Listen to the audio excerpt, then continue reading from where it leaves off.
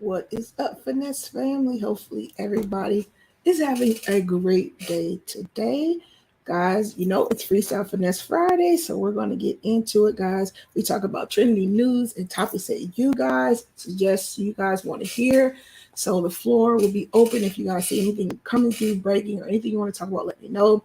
There's a couple topics that you guys already showed me. We did talk about that baby lift forming issue, but there's some updates with that too, guys. They want to reopen a plant. Also, if you didn't know about Rihanna's bundle of joy, they're talking about that. Also, with Kim Kardashian, if you didn't know, she is working to get her law degree. And there was a case that she was talking about working with, especially with a convict that was on death row. So we're going to talk about that and just a whole bunch of other trending topics, things that you guys suggested. We're going to get straight into that. So I'm super excited for that, guys. So once again, make sure you guys, when you come on in, get the thumbs up. Make sure you share. Sharing is caring. So once again, hola, bonjour, good day to you. If you are new to the channel, welcome, welcome. I am Mrs. B Finesse of millennialfinessemindset.com.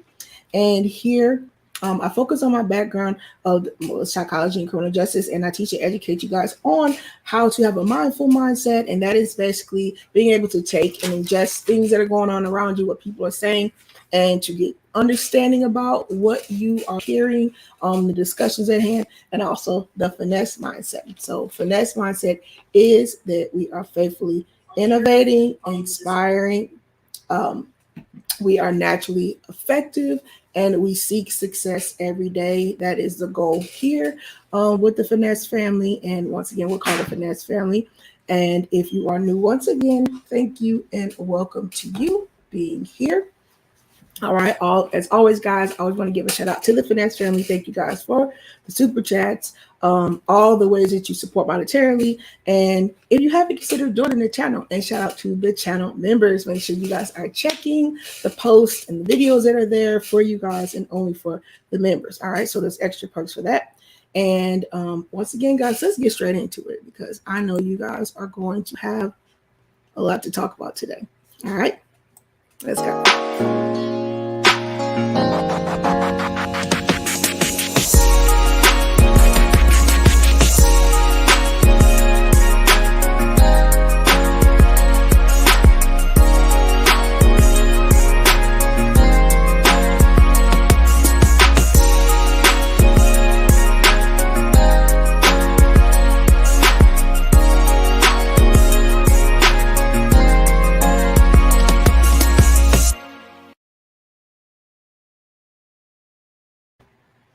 All right, Finesse family. Hopefully everybody's having a great day. Guys, let me know if you can hear me well in the chat. I want to make sure you guys can hear me and the audio as well so I can peruse through these different topics that are trending or that are viral. But we always want to make a connection when we're listening to these things, guys. It's not always just we are talking about it, but we are analyzing it. I'm trying to break down and educate and teach on the aspects of how to gradually get your mindset prepared and how to see shifts in things that are going on in society too, so we can have these discussions. So the first thing I seen, which was interesting, and if you didn't know, as I mentioned before, I have a background in criminal justice, which is an MS, master's in that. And I love topics that deal with justice, criminal justice, and social issues, right? So here is the first topic. Let me see if I can get that up for you guys. Make sure you guys hit the thumbs up on the way in. Make sure you guys hit that, right? So the first topic, guys, was Kim Kardashian breaks down during final goodbye to a death row inmate. So this one was very interesting to me. If you didn't know, over the past couple years, I believe going back to 2018, Kim Kardashian was starting her journey on working to pass the bar, and she was studying and doing all this extra stuff. And her biggest niche, or what she wants to work on when it's dealing with law, is she wants to work with the death penalty and death row cases. That's what she was saying, right? So I thought this was very interesting. Also, I don't know if you guys watch it. Let me know in the chat if you watch it, because I know most of you probably do. Her show, I believe it was on, I don't remember the channel it was on, maybe Bravo or something. But now I believe the Kardashian show moved to Hulu, right? So I guess this was a clip from one of the recent shows that just played this week. But I kind of want to go through and analyze and break down like her side and how she really felt when this happened, because it's very interesting to me, the fact that she wants to work with death row inmates, right? So hey, Princessa, nice to see you here. I'll do that, Princess. If I don't, you just send one to me. Hey, Titanium, hopefully you're having a great day today. Let's see. Doja says, Miss B Finesse, what's up? I'm mad I missed yesterday. I really wanted to discuss the destructive behavior. Well, guess what, Doja? You can come up today. You know it's Freestyle Finesse Friday, so make time today. I'll drop the link in a little bit and we'll talk about that, because we can talk about anything going on. We definitely can backtrack to yesterday, talk about that more today if you guys want to. So Dojo, make time. I'll drop the link and you can come up and you can say what you wanted to say. Also, if you missed streams, guys, you guys know what it is. Just go back and hashtag replay. So rewatch the streams. Also, please, it's important and imperative, guys, make sure you comment on the streams. If you like this stream, if it was interesting, if there's something you didn't agree with, go ahead in the comment section under the video and say what you feel, what you disliked, what you liked, what was interesting. Do that, right? That's my call to action. Every video, go back and comment. Even if they're videos from months ago, go back and comment on the videos. So let the new viewers and subscribers know what the content was to you. Okay, good. Titanium says, I can hear you well. Let's see. Shout out to Peter the Investor, one of the channel members. Once again, consider joining, guys. If you would like to be a channel member, get extra perks, extra encouragement, extra more than what's on the channel, go ahead and join the channel membership. It costs less than a value meal, guys, and it helps support the channel. All right. And then every month, as you're still a channel member, your little sign changes, and it's just something just to help support. So thank you, Peter the Investor. And he says, salute to you. Happy Friday. Yes, salute to you guys too, guys. I'm super excited about this topic. Once again, you guys know you have the floor. So come on up, talk about anything that's going on that you guys see that maybe I missed. We're going to break this one on down. All right. Oh, Princessa said, no, I haven't watched it. Yeah, you like me too, Princessa. I haven't watched it, but this to me connected because of my background in criminal justice. And I definitely want to talk about this to see kind of where you guys felt about this. Okay, no worries, Princessa. I got you. All right. So let's get into this, guys. Let me drop the link now before I forget. And once again, we're going to get into these topics and we're going to analyze this and break this down as we always do, Finesse family. And shout out to you guys too. I see you guys are going back looking at the stream. You guys are commenting on the video, so thank you for meeting my call of action, guys. I appreciate you guys so much. As we're growing from our thousands to the millions, we're going to hit that. I know it. You guys have told me. We believe that. So we're going to keep this thing moving and going, guys. So let's get started. All right. Okay, here we go. All right, so it says Kim Kardashian breaks down during her final goodbye, and then so this is her, and this is the inmate she was working with, guys. So if you did not know, Kim Kardashian, she's working on her baby bar. They said she passed the baby bar. I believe that's what the text says, and she is actually working with different prisoners and inmates, right? And it says Kim Kardashian broke down in tears after speaking to the inmate Brandon Bernard ahead of his execution. And you know what, guys? I'm just gonna kind of just give my little 2 cents on the execution side. Especially me, like I said, going to school in Louisiana, and that's like one of the highest execution states there is, and highest states where criminals literally stay in jail. I believe that jail down there is called Angola, and they literally stay in jail their whole life. It's kind of like backwards. What is that called? Servitude. Okay. And so this one, as far as this guy, I believe he deleted somebody. I think it was a youth pastor and his wife, him and another man.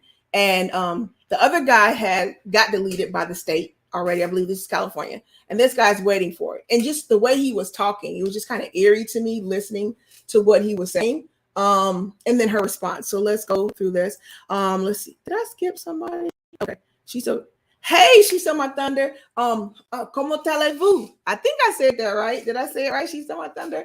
I was working on French with my kids the other day too. I think it's Como, or was that? Did I say your name? Or bonjour? Okay. So, what's up? She saw my thunder. Hopefully, you're having a great day today. Let's see. I can only type. Okay, no worries, Dojo. No worries. Hey, Princessa, thank you. Shout out to you, Princessa. She has joined the channel, so I have another channel member. Thank you for that, Princessa. I appreciate that you support the channel and that you took the time to become a channel member. Thank you so much for that, Princessa. Let's see. All right, let's get into this, guys. All right, so it says Kim talks to Brandon Bernard. Right, if you're just coming in, make sure you hit the thumbs up.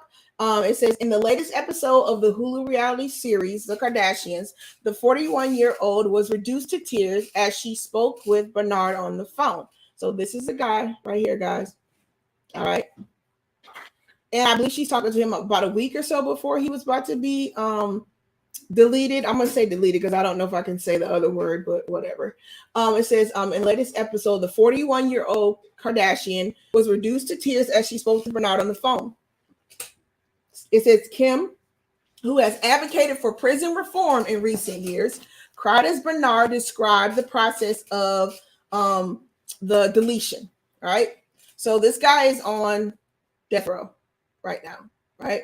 Let's see. It says Kim, who has advocated for prison reform in recent years, cried as Bernard described the process of the deletion. First thing they'll do is push me in the chair. And I don't want to be panicking and stuff. So they have to give me some kind of shot, he told her during the phone call. But don't gotta be sad. He's telling her. So I guess he's on the way to, they probably already prompt him, or I don't know if this is the day of. I think this is the day of, guys. I don't know. I gotta look through it. I'll try to clip and play a little bit of the video. But he said, it says first thing that they'll do. Okay, It said he told Kim during their final phone call. All right, so this must be the day of or the week it was going to happen. So this is the last time she could talk to him, apparently. All right. It says Bernard, who was deleted, and so this happened in December 2020, became emotional but tried to console the Kim's founder. It says Kim reflected on the phone call during a confessional in which she said the fact that he was the one who tried to calm me down during the crime broke my heart. She added, he was executed. We were, deleted. We weren't able to stop it, but this is why I do what I do, because the system is so broken. Now, to me, hearing this makes her more relatable, at least to me, because like I said, I love and I love the ideals, and I'm fascinated with criminal justice, how people work, how society is broken down, and even the injustice in the criminal justice system. It's always been something that's profound to me, and I've always wanted to study it my whole life. Ergo, why I have the degrees in criminal justice too and psychology. So to me, even if you didn't like her and whatever, the fact that she is related to this, because she can just take her money and do whatever she wants. But the fact, like I said, her connection to this makes me connect a little bit to that part of her, because she's affected by that. And that does affect me too, right? It says, she says the death penalty is so inhumane. I have to fight harder to make sure this doesn't happen to someone else. Since Bernard was 40 when he was deleted by lethal injection after he received the that penalty in 1999 for deleting two married ministers when he was 18. He was convicted alongside his accomplice, Christopher Valvoldo, who was deleted September 2020. All right. Let's see. Hey, OG says, greetings and salutations, Finesse fam. Hopefully you're having a great day today. Everybody's in the chat saying hello. As always, you guys are awesome. I love the Finesse family because everybody speaks to each other, and even if you don't like each other in the chat, you're still cordial. So shout out to the Finesse family. All right. Let's see. It says Todd Badgley, 26, and Stacey Badgley passed away at Fort Hood Army Base in Texas. So this is a guy right here in his family. Since Kim continues to campaign for changes to the U.S. justice system and has discussed her concerns. So my question to the chat is, are you guys for or against the deletion penalty? We'll call it that. So put in the chat if you're for it or against it. I want to know what you guys feel about that. And I believe, yeah, this is he in Texas or California? It's happened in Texas, but I don't know if he's in jail in California or not. But anyways, it says, Kim continues to campaign for changes to the U.S. justice system and has discussed her concerns about long sentences given to first-time offenders and the disproportionate effects this has on ethnic communities. It says Kim visited the White House and with 3 women who were released from prison to further her campaign for prison reform in the U.S. And I believe it was Trump that released a lot of people, right? Trump was the one that released a lot of people from they're on like death row and all that, right? Let's see. It says Donald Trump was president at the time, and he announced he would cut short the sentences of Crystal Muniz, Judith Negron, and Tice Hall, who had been jailed for drug-related and white-collar crimes. Yeah, because who did he release? He released, what's the rapper in Florida? Who's the rapper in Florida? What is his name? Tell me in the chat. You guys know who's the rapper he just released in Florida with the hair, and then he cut his hair. Oh my goodness. Bad Barbie or Bad Bunny, the one he sung with her. I don't know. I'm probably saying his name. What is his name? Oh, I can't think of his name. Dang it. I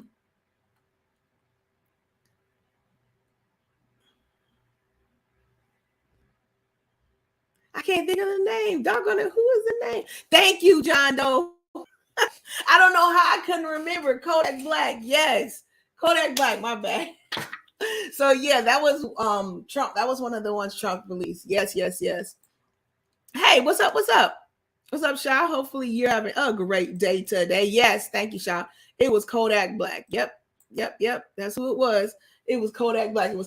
Yeah, so once again, if you guys are just coming in, make sure you hit the thumbs up. Make sure also you guys are sharing this because sharing is caring. So we're having a group discussion today, guys. It's Freestyle Finesse Friday. For those that always come, always show up, Finesse family here. This is what we do on Fridays. We talk about trending topics. We talk about viral news. You guys voice and justify your opinion. If you'd like to come up on the stage, I'll drop the link. You guys can come up and talk with me about certain topics.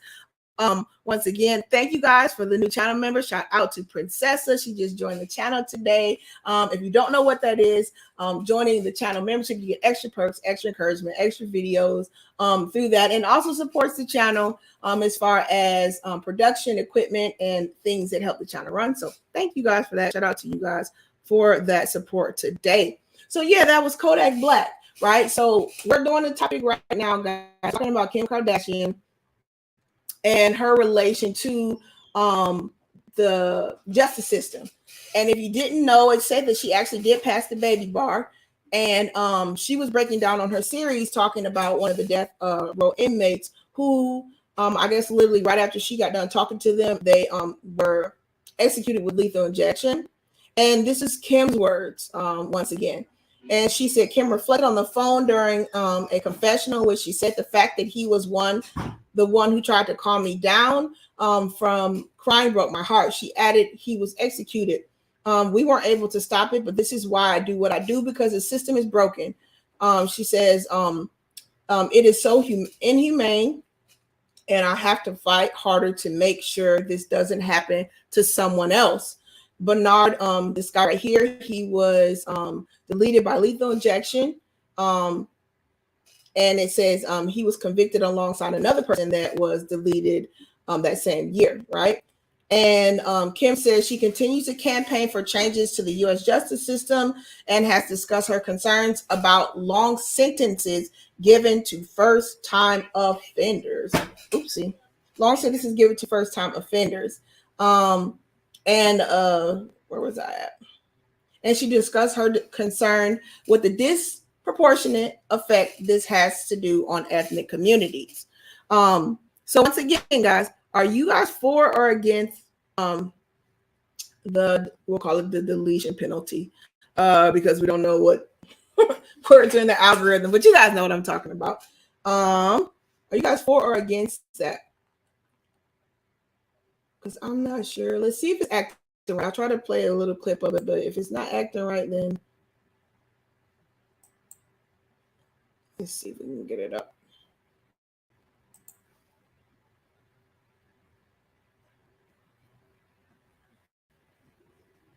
Okay, it's trying to play the video first.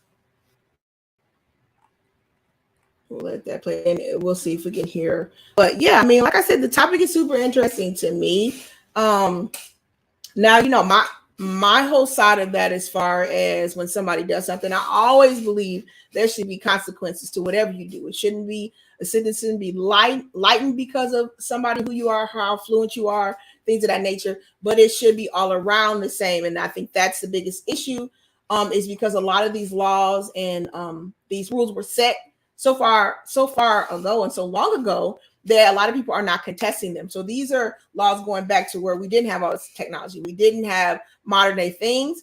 The justice system has kind of shifted a little bit. So yes, if things are shifting, then laws need to shift. Things need to change. There should not be the same rulings and laws for something that happened 50 to 100 years ago. And if you guys don't know anything about the justice system or even laws in your state, your town, community, many of those laws on the books are laws that have been sitting there since, oh my goodness, probably 50, 100, 200 years ago. So one example is, I believe this is in South Dakota, or somewhere. Basically, there's like a law in the books that says, if you, I think it's something like cows or something, if they cross a certain road, or if you don't keep them in a certain fence or something, then you can get fined so much money. So obviously, if they built different gates or different compounds now where you don't need that, the law's still on the books, but you have to go back and change it. And a lot of people, they just don't know laws are in the book. So that's why it's imperative to know. Don't be ignorant to the law, which means just because you don't know something, you can't use that in the court of law and say, well, I shouldn't be tried for something because I didn't know it. That's called ignorance of the law. You have to put it, you have to, what's the word I'm looking for? You have to always make yourself applicable to things, which means you have to learn basically the law on your own. You're not going to be forgiven of things just because you didn't know the law, especially when you go into different states and things, guys. So be cognizant of that. Be very, very aware of that as far as the laws and things of that nature. All right. So let me see the next thing that I had, guys. I don't know if you guys were, I didn't know too. They said that I'm a boy, right? So he's healthy, everything's together, especially being a new mom. Always am hoping people, when they have the babies, everything's healthy and they're healthy, right? So her baby is okay, good, right? So let's see what's going here. Once again, guys, do you guys believe in the death penalty? Yes or no? Let me switch this over and bring up the next screen. Yes or no? Are you guys for that or not? Let me see.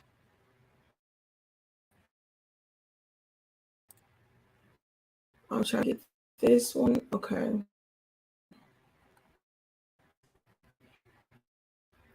All right. Okay, cool. Here's another one that's to talk about. Let me see if I can for you guys. Once again, make sure you guys hit thumbs up on the way in. We're going to bring up the next topic. Bring that one. This one was interesting because this is a show that's been on for years. So some of you have watched it before. Oops, I got the wrong one up. Share screen. Do you guys know a thing called Chesley Knows Best? They've been on, I think, many years. They're a reality TV show based out of, I believe, Atlanta. And there's this family. It's like a real estate broker. I'm gonna show the picture, and I'm pretty sure you guys see the picture. Probably know what I'm talking about. Let me get the picture up.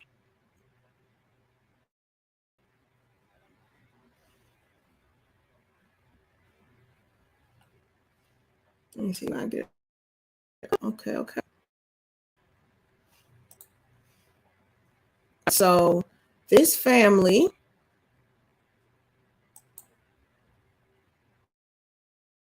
myself back on screen. Okay, guys. So this says Todd Cressley, lawyer, said in court that much of their reality show is fake. It's part of this. So once again, I believe this has been on over 10 years, guys. So basically, in a nutshell, what the family does is the guy in the middle, that's Todd, if you know, and this is his wife. And these are the three at the top are the kids. This wife and I believe two older kids that are in like their 30s or 40s, right? And that's his mom. So basically, what they follow the family, and once again, their family, I believe, out of Georgia, they're a strong. And the thing about the show, because the basis of dad and he's extra. He's like super extra. So like he talks to everybody, and he's over the top and just draws the fans in. The top. He's a very demonstrative dad. He doesn't like he's very old school, like so his kids, he does them dating until a certain age. He wants them married. He doesn't want them to live lasciviously, very kind of old school Christian values, I believe. That's kind of how he is. And he's very loud and over the top. Let me know that if you've watched the show. It's a super popular family show. Very family oriented, nothing really going on extra or salacious on the show. It's very much a family oriented show. But to me, the commitment, you guys know I talk about this all the time as far as this this mindset that people will do anything for clout, number one, and number two, it's like the drug of fame and the drug of money, how people will do anything to keep the fame, keep the money, live a life. This whole social media epidemic of how it's even structured and how function in society and our children.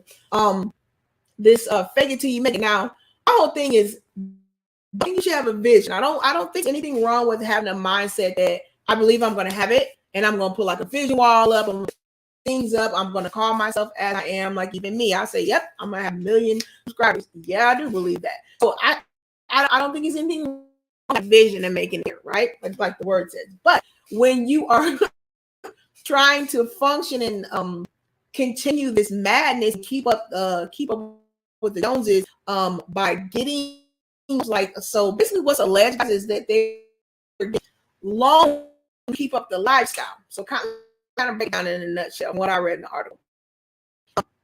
They already had the Range Rovers, the cars, they had multi-million-dollar house, a lot of that, right? They've been on TV for years. So they would go to these local little banks, apparently, allegedly, go to these local little banks, guys, and they would get these loans. And so obviously they see them on TV, they see the flash cars and things. They're not going to question this couple if they got the money. Right? And I guess going back 10 years, the guy in the middle, he had a huge realty business where he was taking houses and flipping them, right? Taking houses and flipping them. So he made a lot of money. And then I guess their lifestyle got bigger than their income, right? So they were going to all these little banks. And now it's biting them in the butt about 10 or so years later. Let me kind of break down what it says. Todd and Julie Chesley are on trial for bank fraud and tax evasion. Now the conundrum with this is, like I told you guys, they kind of come off as wholesome family, super extra religious, I wouldn't say religious, but they have a foundation with God and everything as far as the way he conducts the children's life, right? And it says the lawyer admitted in court is a bad thing. Got to go to court for things.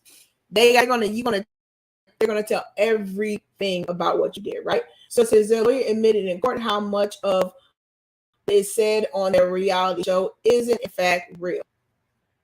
And you guys already know, like when we're talking about these shows, like I get it. It makes sense. A lot of it is really for show. It's really something to get the viewers to keep coming back. They're gonna do a lot of salacious things. They're gonna do things even like what family members are saying. Take it like clickbait to make them where they want you to keep coming back. I get that, right? But for this family to actually go, which is this is the bank fraud part of it. to go get off loans and then use loans to pay off other credit cards and housing cars when you know you can't afford it, and then keep doing it while you're on TV projecting that you had these cars and this life. And it was an air about them where they were better than everybody else because they had that. Goes to show you, like, just because you have it on money doesn't make you any better than anybody. And or you can even worse because you're living a lifestyle you don't have peace. And then the tax evasion part, guys, because that they didn't file taxes on the money. It's crazy. I believe they got over check 30 million. Let me read the article, right? It says, in a 2017 radio interview, TV personality Todd Cress, I think I'm saying this right, Cressy Chesley, I'm not sure, right? It says that told a reporter that he paid the federal government over $1 million in a year in taxes, but the reality was he hadn't paid a dime. You're not about to lie to the government. I don't know how he thought he was going to get out of that. It says, but the reality was he hadn't paid a dime. Assistant U.S. Attorney Peters told the Atlanta Federal Tuesday. It said Todd and Julie Wesley, the stars of the reality TV series Criminals Best, face charges of evading taxes, conspiracy, defrauding the bank to make it they were wealthier than they were, to live an extravagant lifestyle they couldn't afford. So sad about that. Let's see. Where I at? Oh, Todd Cressley's lawyer said that his statement on the report in 2018 was just an act. Now I know he feels bad. Like, I know he's feeling real horrible now because talking about how he's lying about this, right? It says, like, he said that much of what he said on the reality show was not true, said his attorney in opening statement. He says some of it's real, some of it's not.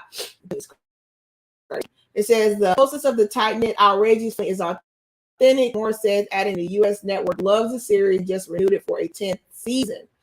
It says the Cressley sat at the table behind him with his attorney. Their two children, Chase and Savannah, watched the trial in the courtroom with members of the public. So I believe the two right here, these are the two oldest of him and this wife.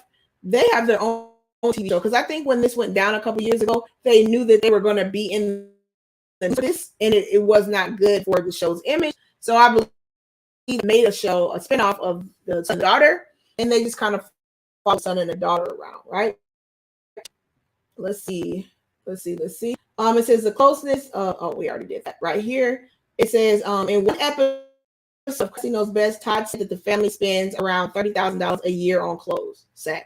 $30,000 a year on clothes. Mind you guys, that was money that he borrowed from the bank off of money that he lied and said he had.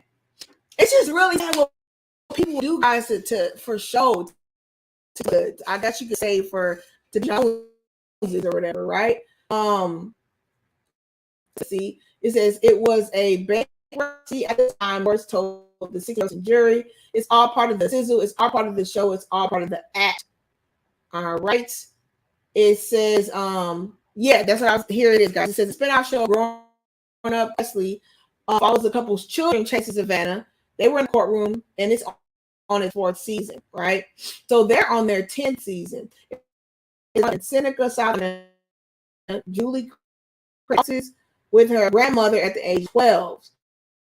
She married Todd in 1996. She became like his two children. So he has two older children, guys, in like their 40s, I believe. Actually adopting one of them before having 3 of her own.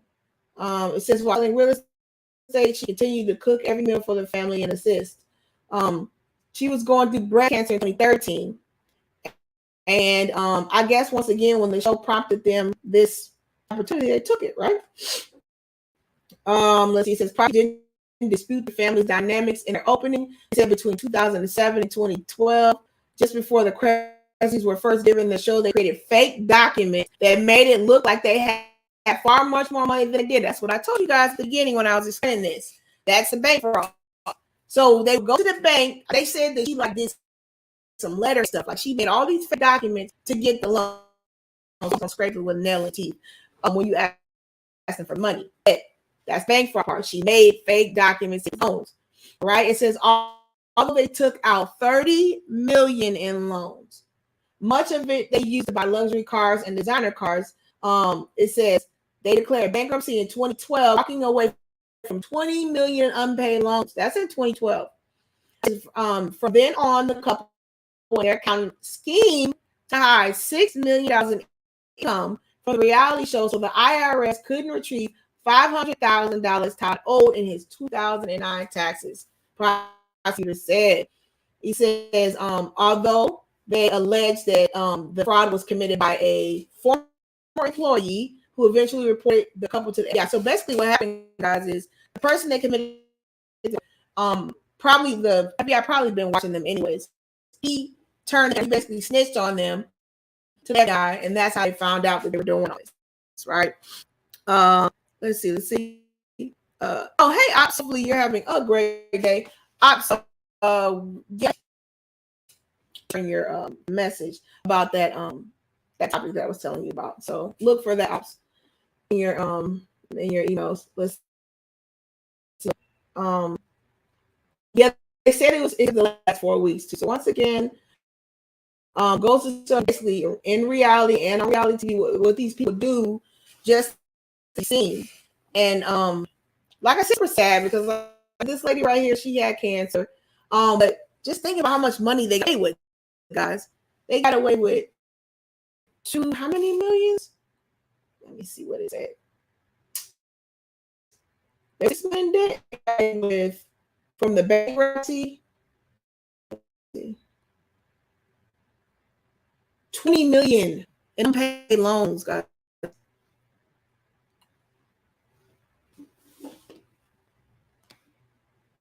That's crazy. 20 million bucks. All right. All right, guys. So once again, interesting. You guys have suggested. This is, like I said, this is a couple. They've been on for over 10 years. And they are being sued in court now because of bank fraud and tax evasion. Good grief, man. Once again, guys, if you haven't hit that thumbs up, hit the thumbs up on the way in. And I don't know if you guys about that show in the baby and that crisis going on with that. A second. But we talked about that, I believe it was yesterday. Or the day before. Let me see. But now they're talking opening up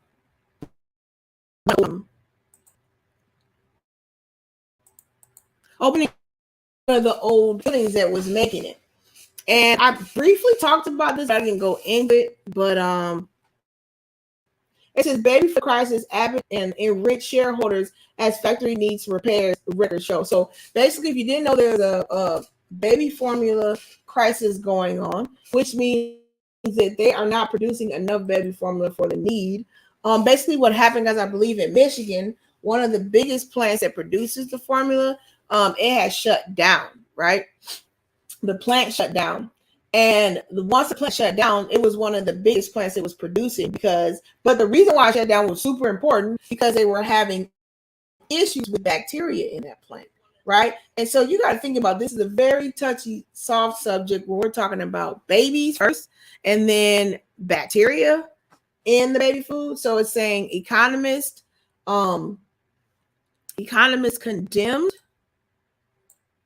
condemned rot in the system after manufacturers issued billions in stock buybacks despite problems at the Michigan factory. So in all this, guys, these people are still trying to make money off of this situation. It says a deadly bacteria outbreak in baby formula and ongoing formula shortage stem from issues some economists characterize rot in the nation's economic system, prioritizing the wealth and consolidation. So battle baby formula producer Abbott used for profits with investors instead of replacing failing equipment, which was likely injecting the dangerous bacteria into the infant's nutritional products. Financial records and whistleblower documents show. So basically, instead of using that money from the profits to put back into fixing the machinery that is creating this baby formula, which is something going to precious babies, they're giving the money back to the stockholders. Once again, guys, if you're just getting in, make sure you hit the thumbs up button. Let's get our likes up here. So basically, guys, this is appetite bacteria. 8 times in its net profits, soared 94% between 19 and 21. And just as its tainted formula allegedly began sickening a number of babies with 2 passing reports, the company increased dividends to shareholders over 25%, while announcing a stock buyback program worth $50 billion. And this goes to show you guys what people are about making this money, because it seems to me that they would invest this money, especially when dealing with baby formula, they would invest that money into trying to fix the machinery. Good grief, man.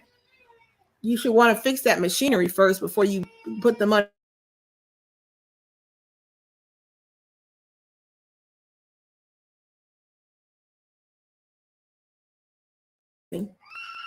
My bad, guys. It seems like somebody would want to the machineries instead of putting money back to the stockholders' hand. So once again, guys, this is still going on, but about this is they are, I guess this is an emergency, what's it called? An emergency. I don't know if it's through the FDA or not, allegedly, but they're allowing them to open this plant back up to make baby food. Now, my question with this would be, okay, if it's still closed now and you couldn't fix it fast enough to start production of baby food, why is it okay to, as far as an emergency act, to create and make baby food in this plant right now? I don't know. What do you guys think about that? Do you think it's safe to, as far as, I think it's emergency act now that they're opening this plant, but I don't know. That would just make me worry. As it says Abbott chose to prioritize shareholders by issuing billions of dollars in stock buybacks instead of making productive investments, said the chief economist. It says a progressive economic advocacy group. It's important that we have high standards for something as vital as baby formula. So if you didn't catch the stream that I did this week too, we talked about, actually that was last week. We talked about how there's a new company called Milk, and they are actually making, I think is it harvested breast milk or human breast milk? They're making that for consumption now, because they're saying that the milk, they don't want to have another issue with this milk, this baby formula, right? It says a tainted product triggered a February recall of 3 popular Abbott infant formulas, including Similac, which is basically one of the biggest main ones, though, and that's the one that they give out in the hospital too.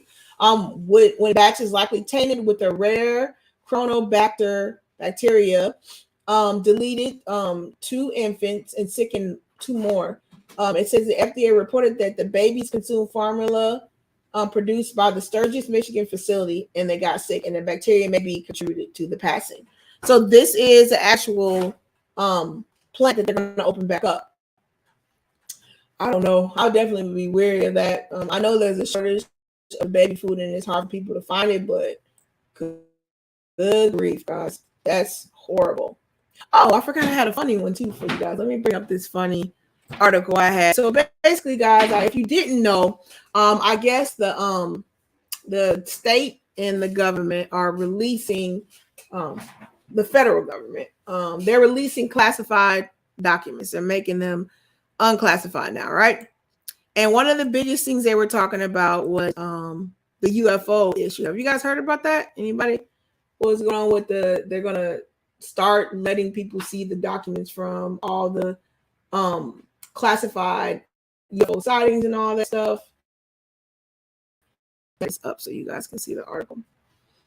But what's funny to me though, guys, is they had interesting.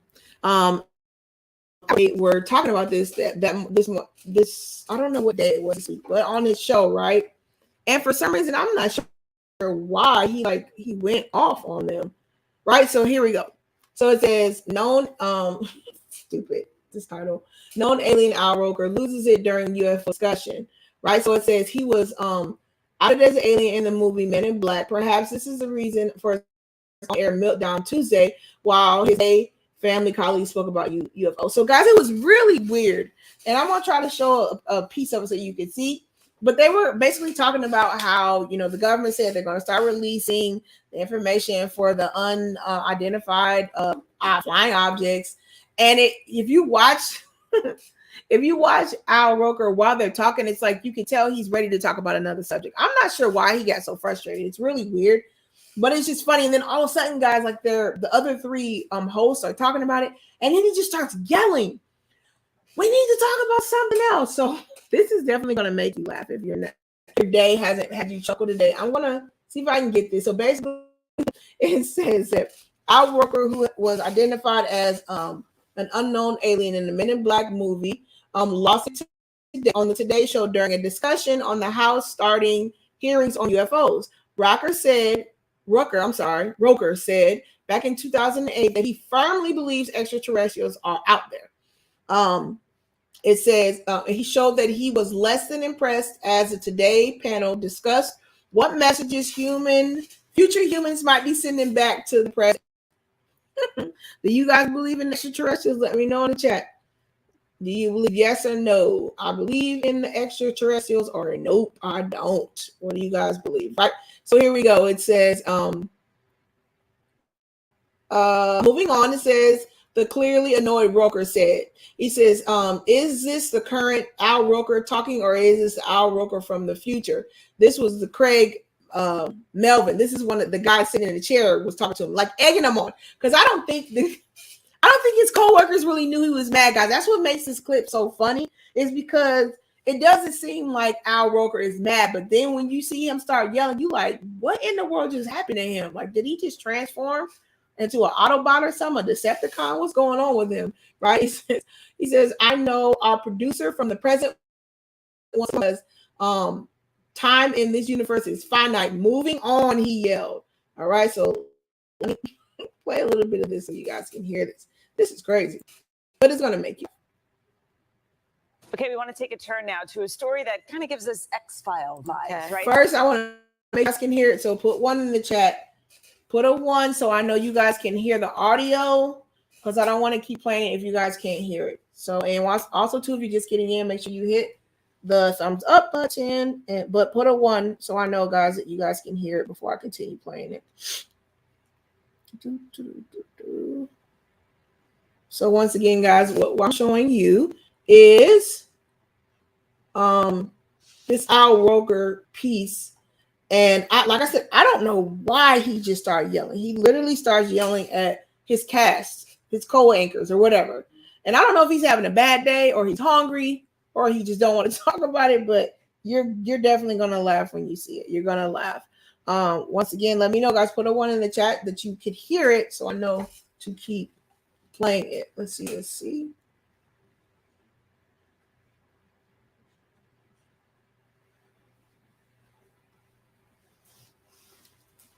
Teddy, did you say? Let's see. Today. Let's see. Okay. Yeah. Huh? Okay. So, all right, guys. So here we go. Let me find it. I see 1s now. All right, here we go.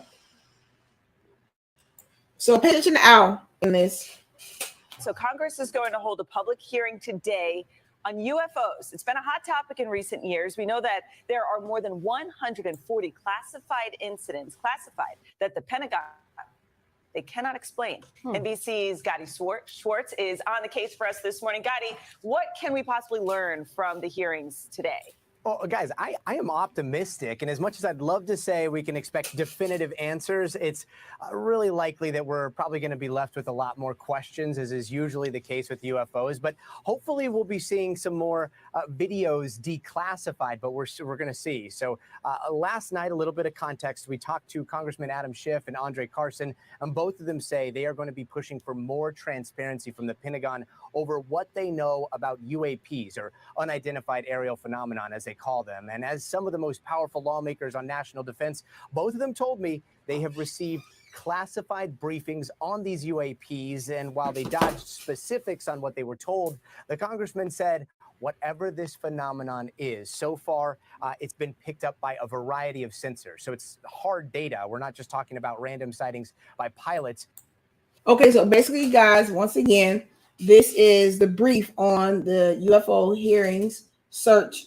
This is, I think, Good Morning Today or the Today Show. And they're basically kind of prefacing, and to me, it's interesting because, like I said, the anchors are kind of being playful with it. They're talking, but it's like they're not being serious kind of when they're talking. So once again, when you see Al come in, good grief.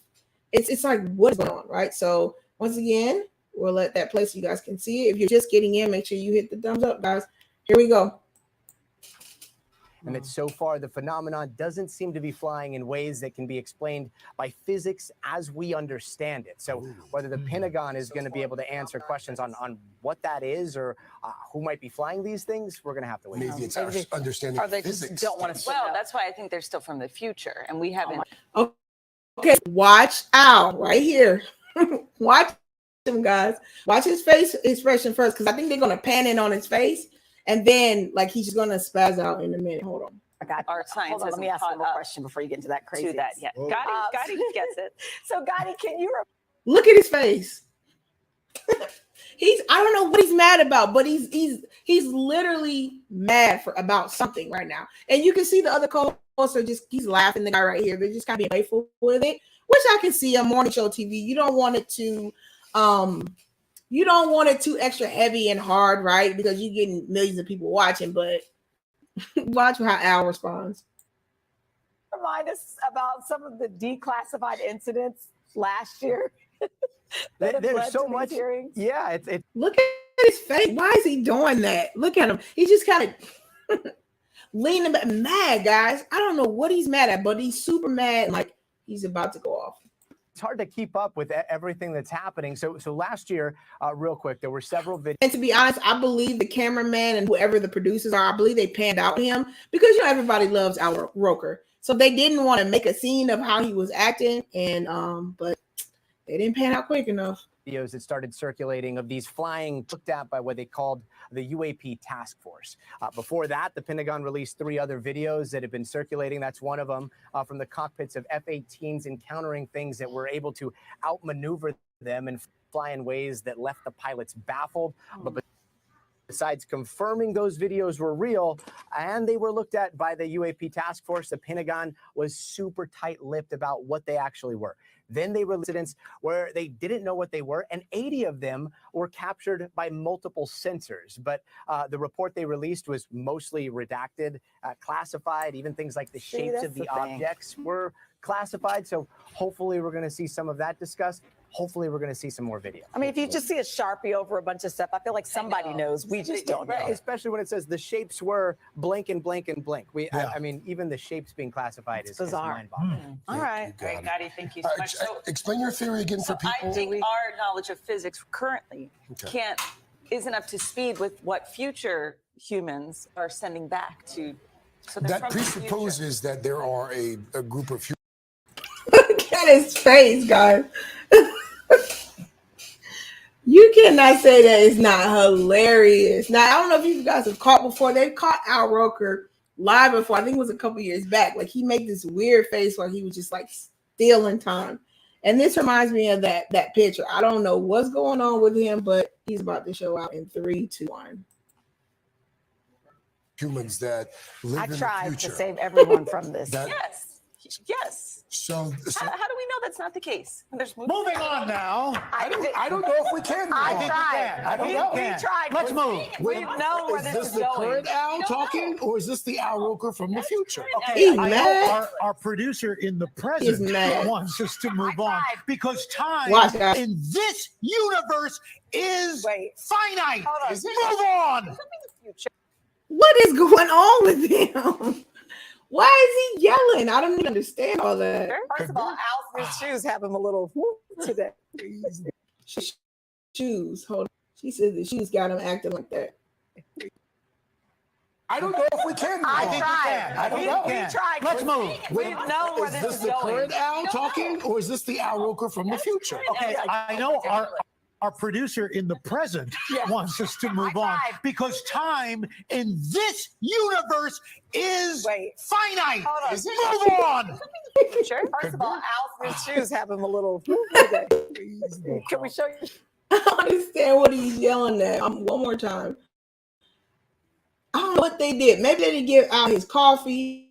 Damn, but they need to chill out. How do we know that's not the case? Moving on now. I don't know if we can. I think we can. I don't know. We tried. Let's move. We know where Is this this is the going. current Al talking, or is this the Al Roker from the future? Okay, I know our producer in the present wants us to move on because time in this universe is finite. Move on.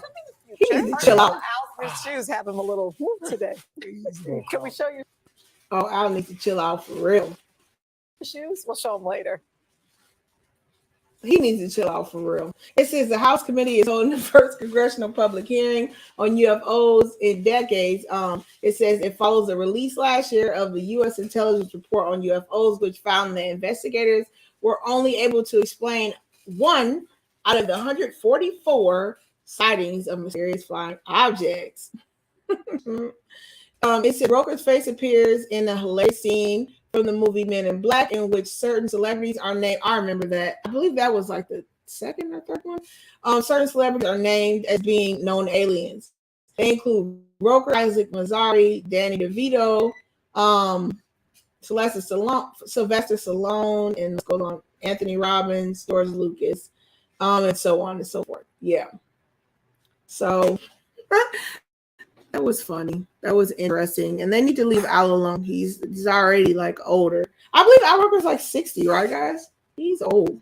I mean, 60 now. I didn't mean that when I said that. I'm just saying he's older, I guess you could say. Let's see. Is there anything else that you guys seen in the news that was going on? I think I got the baby formula.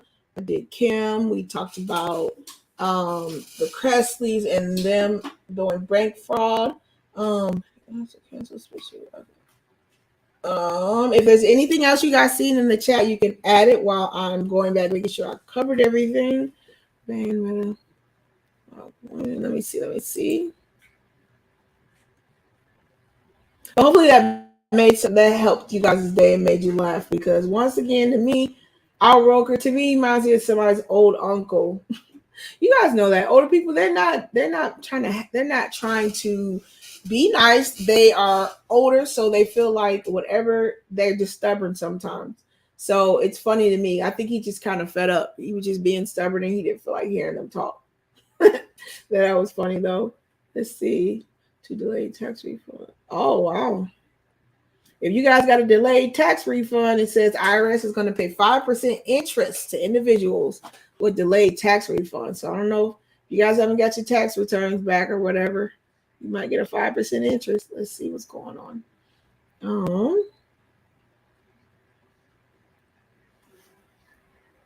Let's see.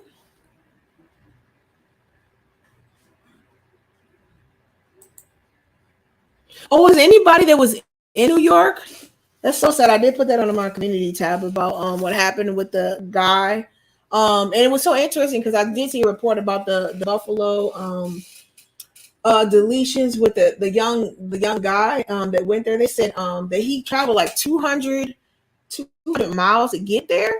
And there was also a deletion going on somewhere in California too.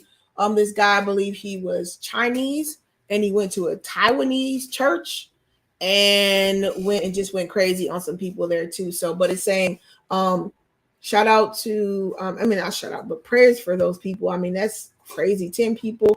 Most of them look like they were, somebody's grandparent, definitely mom or dad's. But it says the Buffalo's shooting suspect online footprint prompts questions about red flags. I know that they said in school that and this is, if you don't know, guys, I'm an educator too, and especially in school, anything these kids say, I don't even care if they say, oh, I just want to like hurt myself or delete my, let's say they're taking a test and they're stressed out and they yell out, oh, I just want to hurt myself. Like anything like that, we cannot take that.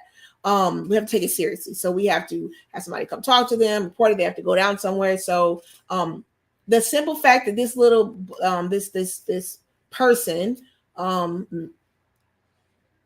actually had an issue at school, and it was the same type of thing. He was having mental issues or whatever.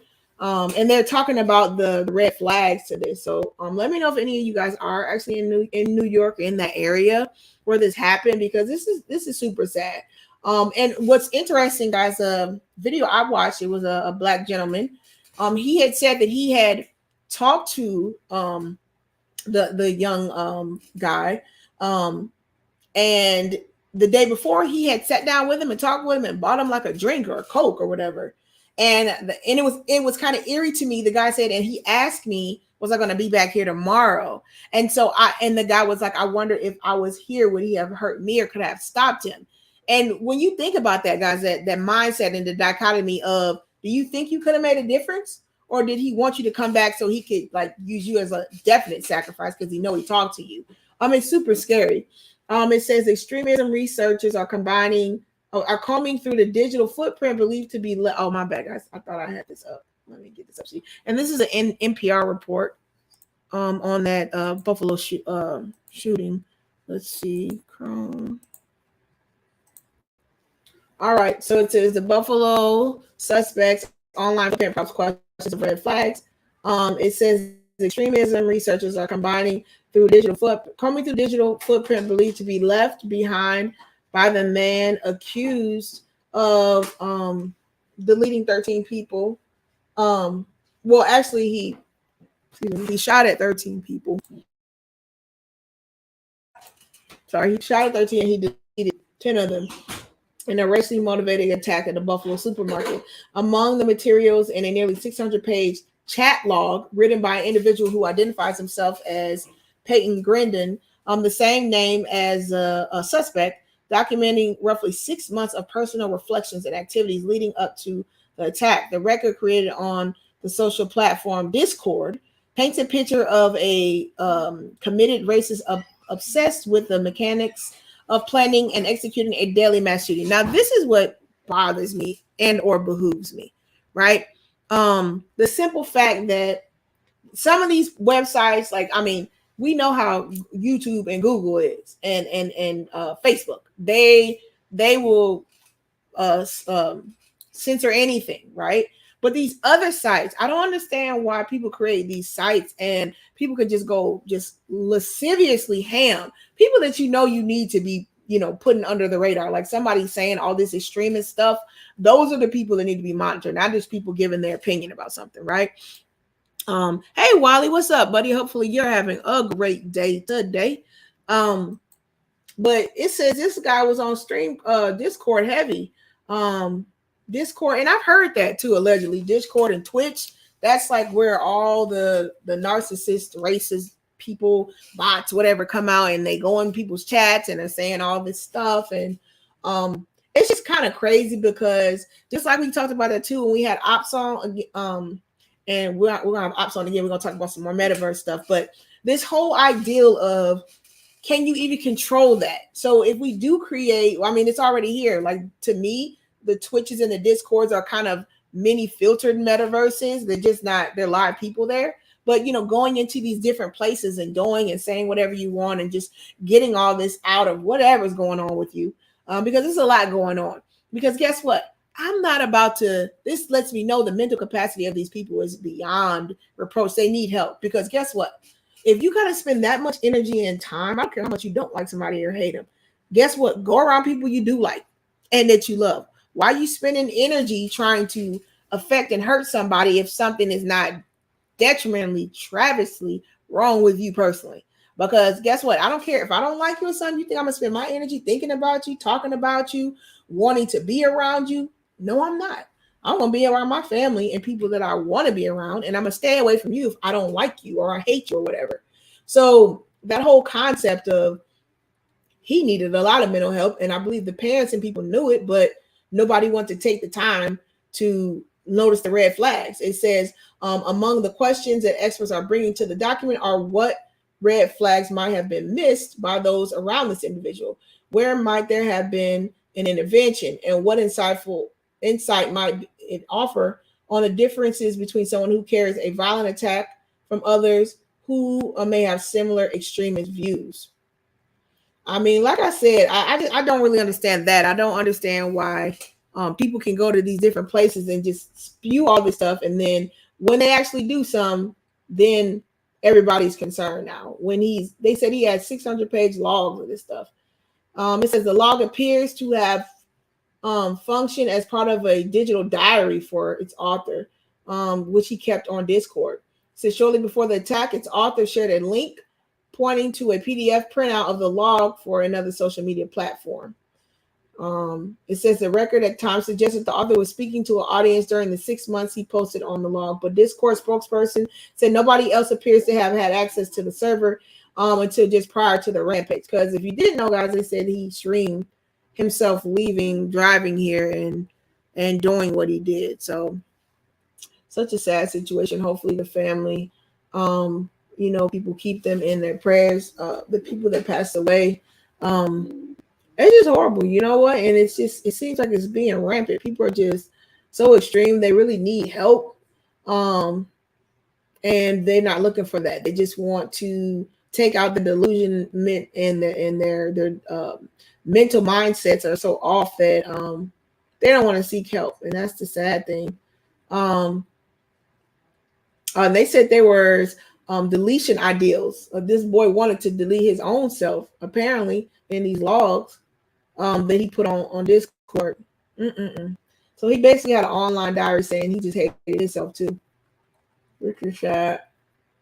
It's super sad that these other families that are just out going to the market, going to buy groceries. I mean, I believe I seen I was watching an interview with one of the family members, and one of the guys that died, he's a black parent. It was a dad. The black dad was going to get his son a birthday cake. So he left and drove out, I believe 30 minutes or so out of town to pick up this cake for his 3-year-old, and this guy never came back. He never came back to see his child. And stuff like that, guys. It's like, we can go hate each other. Thank you, Princess. I appreciate that. She says good topics, Finesse.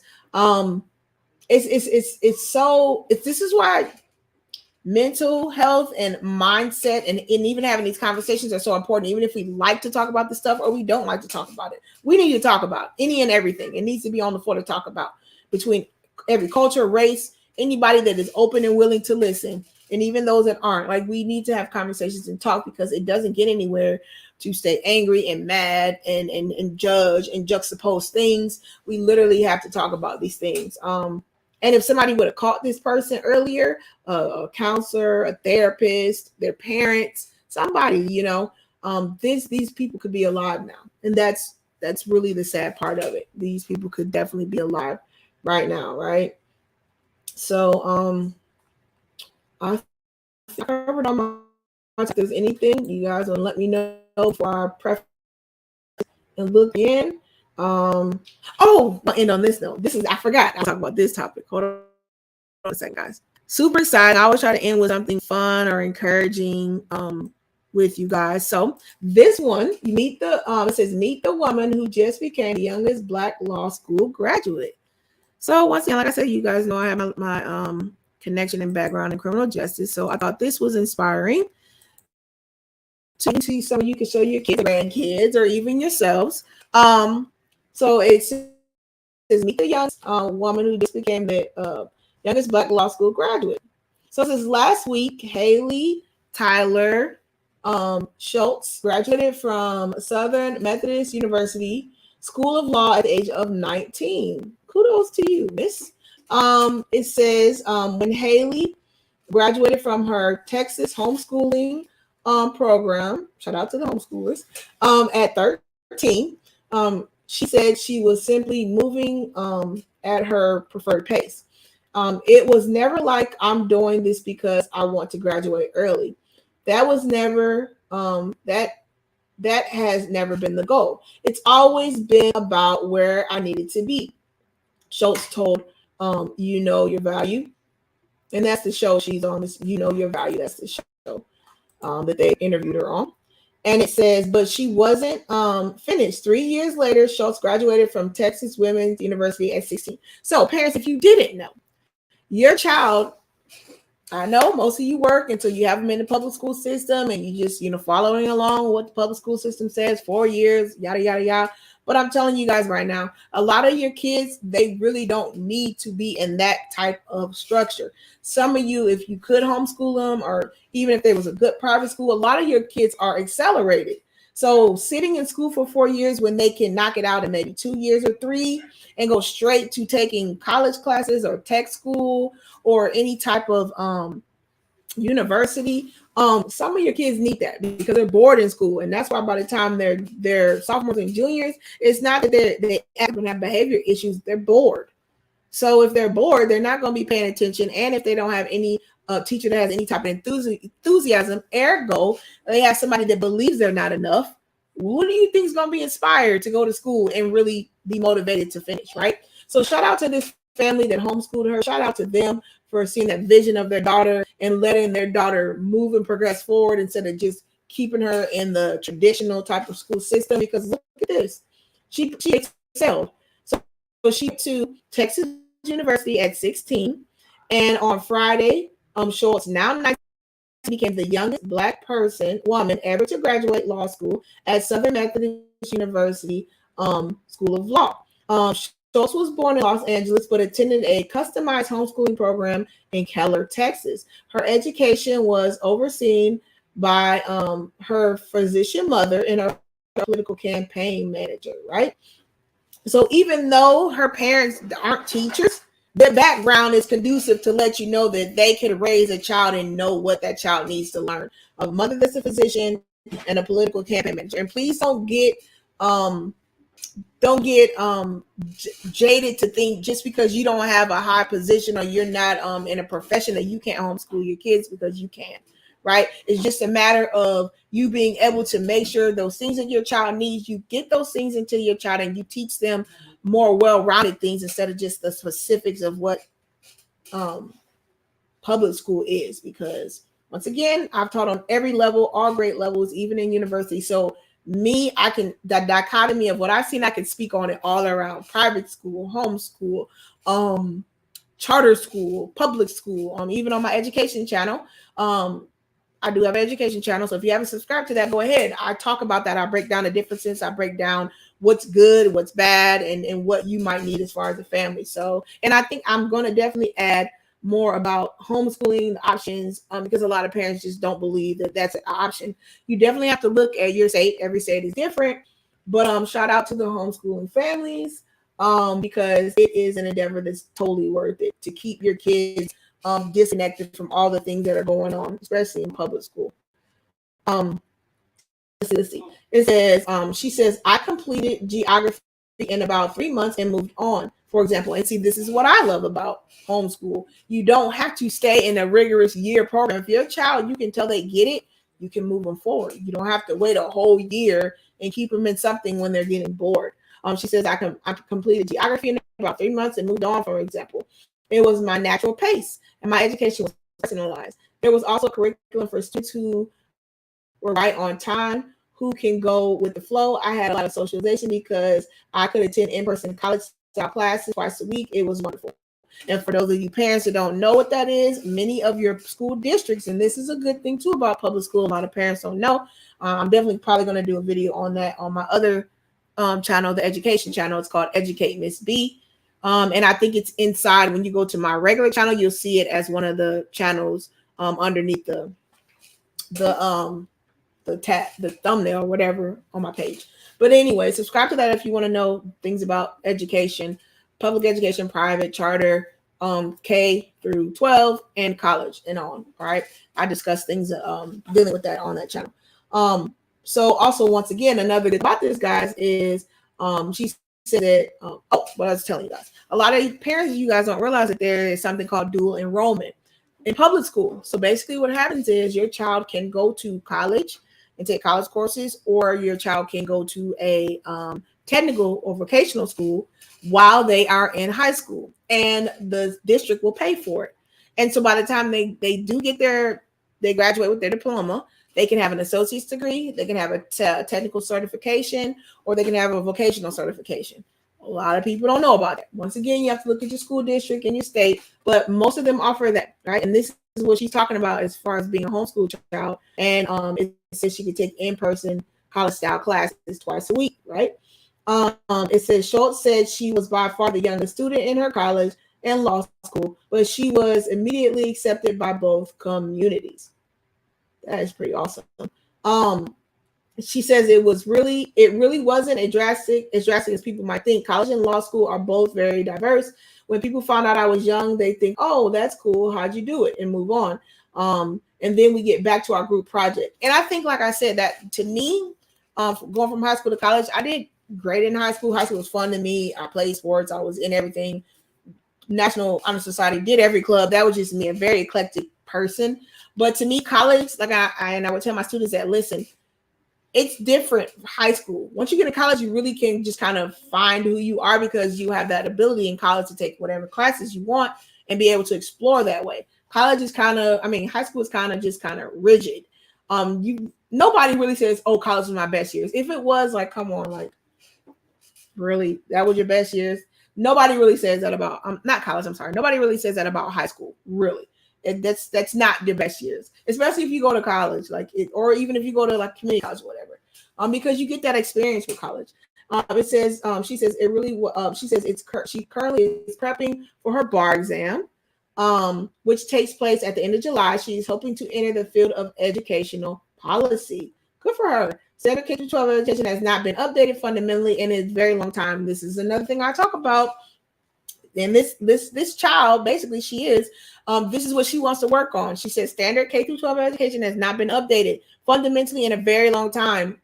Years, hundreds of years. It hasn't been updated. It's the same since in the 1800s and 1900s. She says, I would like to help amend that on a national and statewide level. This is great. Hopefully she stays with this, because public education needs to definitely be amended and changed and upgraded. It says, when asked what advice she had for ambitious scholars like herself, Schultz shared 5 keys. So these are the keys that this 16-year-old says that you should have if you want to be ambitious and progress in school. She says, use a village. She says she did not complete her schooling by herself. She has support from her family and mentors through the journey, and her godmother, who was a congresswoman. So she actually got to probably see things in a different light, because she's around all these people that have these kind of professional positions. So I could see not putting her through a regular school system, because she's got the opportunity to talk to a congresswoman, a physician, a politician. So, that's kind of what she wanted to do anyways. You're not going to learn that in high school, right? She says, manage your time to include you time. Good for you. She says she meets her deadlines, but she values socializing and relaxation time. That is apparent for a child and an adult. You need to have your you time. Don't be so caught up in getting a bag, meeting a goal that you take no time for you. Then what's the point? You've used all that time and energy. You got the bag, and now what? You either don't have nobody to share it with because you're alone, because you did all that hustling by yourself, and or you're so tired that you can't do anything. You get it, right? She says time management is key. Get your assignments in on time, study, and take advantage of learning opportunities. Next thing she says is make your path. Don't wait for it. She says she was highly proactive when it came to her education. She says while her path is not for everyone, she advised people to forge their own way and not to wait around for something to happen. That's important too, especially if you can tell your child is way more advanced.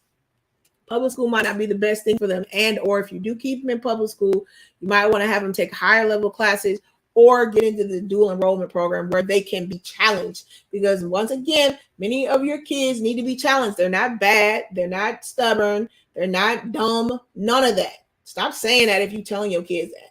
They just need to be challenged. That's it. And get over them saying, oh, I don't want to take that class. That's too hard. No, it's not. They need to be challenged so they can stay focused, right? She says you can live and learn outside the box, and I'm totally a proponent of that, being in education.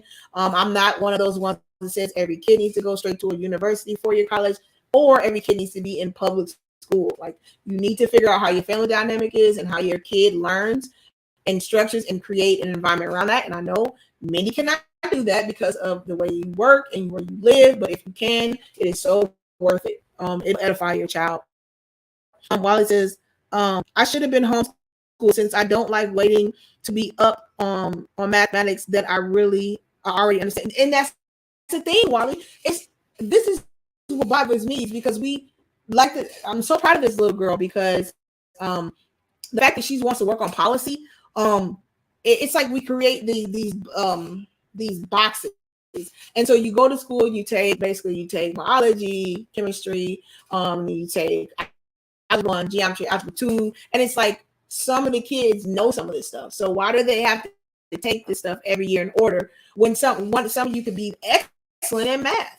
And so why do I have to take this every year when can I be done with math in 1 year? Can I just take it and test out of it and then not waste time going for years? And to me, that's logical, because why would I want to hold somebody back?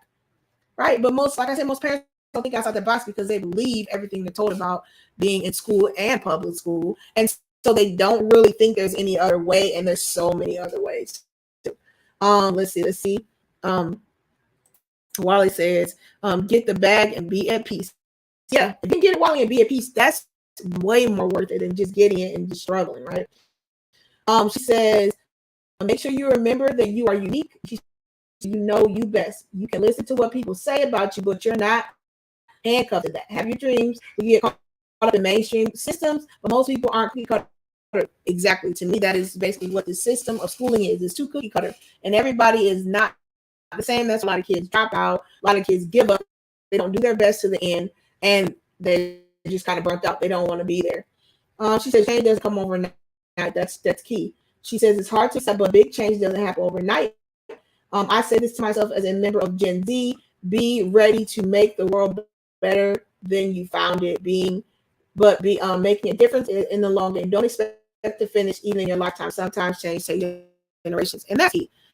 That's a good one to end off on. Change takes generations. She says, don't expect to finish even in your lifetime. Sometimes change takes generations, and this is key, even in your endeavors.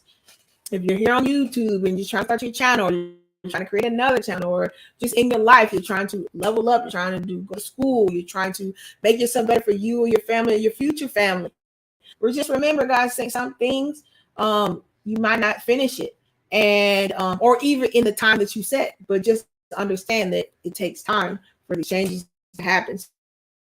And that's a good stream today, if I can say it's myself. So shout out to the Finesse family today, guys. We covered so many good topics. We talked about Kim Kardashian, her plea to change the criminal justice system, dealing with inmates on death row, and how that's her fight and what she's looking to do in her push to earn a law degree. We talked about the Todd Presley family series show, how they're whole guy look or trying to keep up with the Joneses, looking a certain way, can bring a whole family down. This family was it took almost $30 million out in loans just to keep up lifestyle, and then they crashed and burned. Brianna had her baby boy today, so we also suspect and what's going on with that. I talked about hours, so that was funny. A lot of you probably play that. Him acting crazy on screen, and we ended the lovely child that is the youngest black person to graduate from law school. So shout out to her. And once again, guys, hopefully you are having a great day. Hopefully you have a good weekend. Once again, this is my homework to you. Go back and comment on the streams. Even if you missed a stream, even if it's older stream from a week, 2 weeks ago, if you know you've seen it, go back and watch it, or go back and comment on it, guys. That helps with the algorithm, especially since our channel is so new and we're growing. So YouTube will suggest it when it sees impressions, which means you're liking it. You are going back, commenting. And there's so many ways. Thank you guys for supporting the channel. Shout out to Princessa, new channel member that joined today. Thank you guys for all that you guys are doing, sharing the content, supporting, getting the likes up, subscribing. Just shout out to you guys. And I so much appreciate you guys today. And once again, my homework for you is to go back and comment on other streams that you guys seen, liked or not liked. Just talk about it and say what you got from it. So once again, guys, Finesse family, hopefully you guys have a great weekend. I will see you guys soon. And once again, make sure you focusing on having a finesse mindset, which is faithfully innovating, inspiring, being naturally effective, and seeking success every day. Adios, au revoir, guys. Have a great day. Bye.